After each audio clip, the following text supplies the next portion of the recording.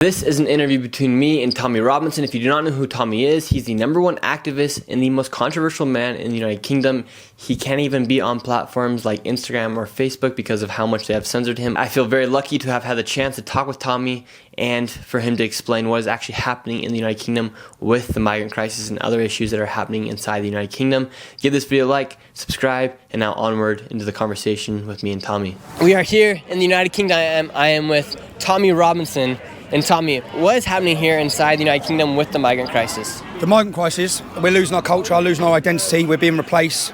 We feel like, we're becoming minorities in most major cities. We're being driven out of our own country, driven out of our own towns. So people are uncomfortable with it, but people have been scared into silence from even having these discussions due to the fear of being branded a racist, losing your job, cancel culture. All these things prevent the public from telling the truth. We hit a turning point in the last 12 months where the public are awake. I've been doing my activism for 15 years. I come from a town that's 30 miles north of London. When I was born in 1982, there was one mosque, there's now 45. Yeah, and 50% of the town is Pakistani Muslim. So I see the difference. I see the problems from hostility, the culture, the aggression, Islamic domination, all these things. So I've spoke about it, but 15 years ago, people didn't want to listen. Now, due to open border immigration, the problems that I spoke about, everyone's seeing. Mm-hmm. And where are the migrants coming from? Everywhere, absolutely everywhere. So Afghanistan, Somalia, Eritrea, Pakistan, Iraq, Syria. They all say now they're Iranian. They all have their one to say they can try and get in. They either say they're gay. But when we say migrants, they say asylum seekers. They're not asylum seekers. They've gone through 16 safe countries. They're safe in France. France isn't at war. And why do they come here to the United Kingdom? Because they get a free house. They get given priority above us. They get everything above us. So British people, you can go into this town centre, you'll find English people sleeping rough, homeless on the street. You go to a hotel and you'll see it full of 100 Pakistani men who are getting free phone credit, getting given money every week, and then in a few years they'll bring all their families over as well.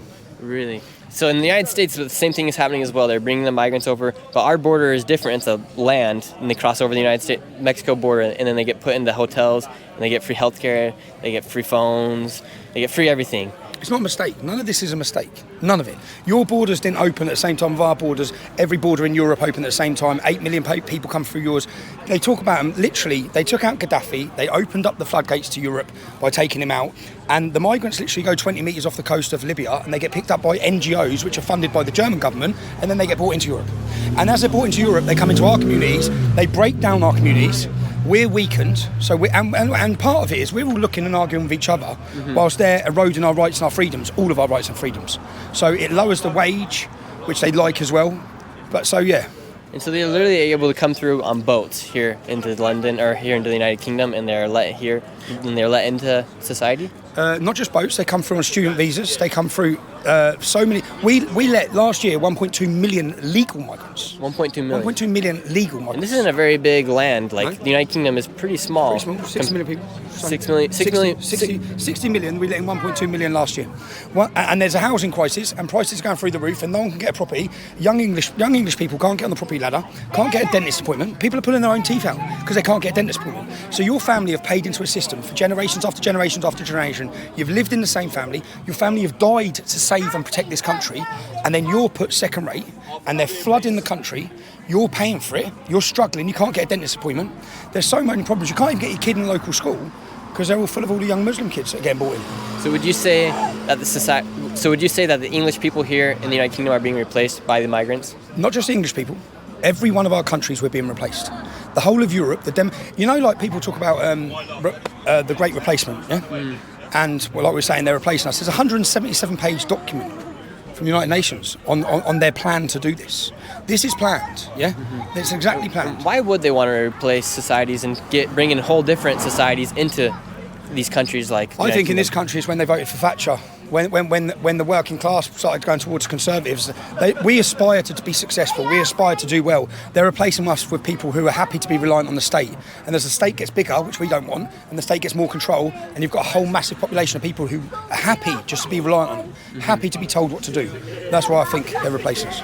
And what benefits do they get here? And what benefits do the migrants get here once they arrive to the United Kingdom? They get everything. They get houses. They get free meals a day. They get money. When I say they get 3 meals a day, you have got English old age pensioners who can't afford to turn their heating on. These lot are staying in 4-star hotels. You've got English people who are dying, starving, all these different things, living in poverty, and you've got hotels full. And it's not just here. Have you been to Ireland, Republic of Ireland? No, I hear it's really bad. I made a documentary called Plantation 2, Rise of the Celts, and I looked at their politicians went out and they translated into 6 languages 3 years ago.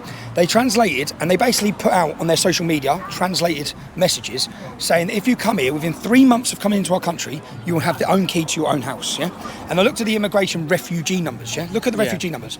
So when you put the refugee numbers together, I looked at the 6 languages he translated it into. What's the top 6 countries where they're coming from? They've literally been invited. They've gone out and invited them to come into the country, to put them before the Irish, to give them housing, and to totally change the demographic of the nation. I'd say now this country, it's 1,000 years of English history here, 1,000 years. And within 2 or 3 generations, they've absolutely destroyed this nation. And they're giving it away. Wow.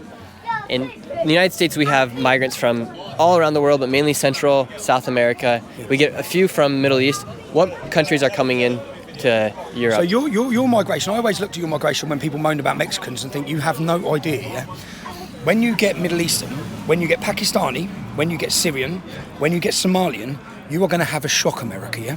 Because you think there's a problem from the Mexicans. You have no idea. The hostility, the rapes. You know the biggest problem in this country is they've literally, an invading army's come into this country and raped their way through it.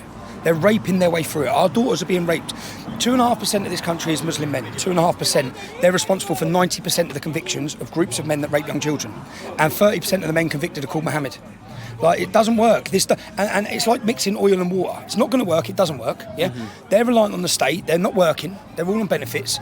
And these problems, as soon as you try and talk about these problems or highlight these problems, as an Englishman, or especially as a straight white male, they come down you like a ton of bricks. And the government, because these are all down to government failures in policy. Yeah, so they don't want you talking about the problems or addressing the problems and warning about the problems of what open border mass immigration bring, especially from Islamic nations. Do you think the presidents of all these countries are in on this together, and do you think Donald Trump is going to interrupt this establishment that they're trying to create? I don't think they are. We know they are. There's an agenda.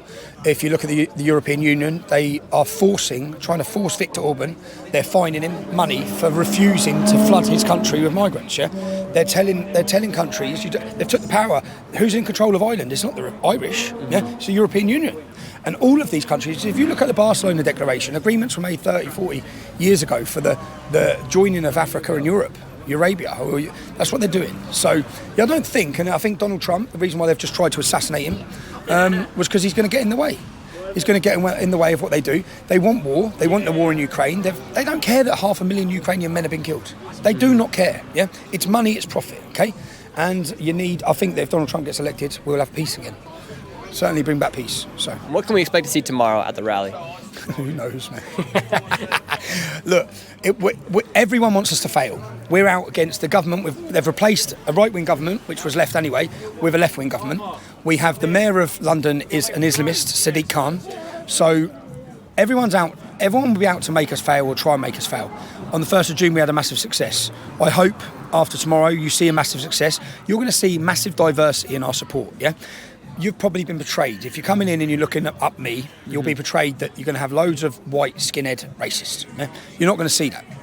The majority of people are going to be females, women, desperate, scared of what's happening to their country. Would you say people are scared to walk around these streets here with all the migrants that are coming in? Yeah, there's no-go areas across this country where women would be scared. I'll tell you what, go dress a young girl up and walk her through the town. Go dress a young girl up, an attractive girl, and tell her to walk through the Muslim area. See what happens. So what happens? Well, they're our daughters and they're our towns, yeah. And you've imported these people in, and you've took away the safety of the thing that we hold most precious to us, our families, yeah. And then when we try and talk about it, you want to silence us down. So what you're going to see tomorrow is a celebration. We've been made to feel ashamed of being British, and all cultures are equal, which they're not, yeah.